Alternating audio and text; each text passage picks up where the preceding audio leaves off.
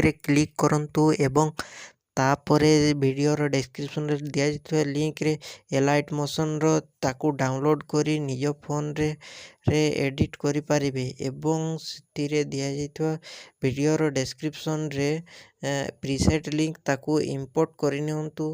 ତାପରେ ସେଥିରେ ଆପଣ ଯାହା କିଛି ଚେଞ୍ଜ କରିବାକୁ ଚାହୁଁଛନ୍ତି ତାହା ଚେଞ୍ଜ କରିପାରିବେ ଏବଂ ନ ଚେଞ୍ଜ କରି ମଧ୍ୟ ଆପଣ ତାକୁ ସିଧା ଡାଉନଲୋଡ଼୍ କରିପାରିବେ। ଯଦି ଭିଡ଼ିଓଟି ଭଲ ଲାଗିଥାଏ ଚ୍ୟାନେଲଟିକୁ ସବସ୍କ୍ରାଇବ୍ ଏଣ୍ଡ ଭିଡ଼ିଓଟିକୁ ଲାଇକ୍ କରିନିଅନ୍ତୁ।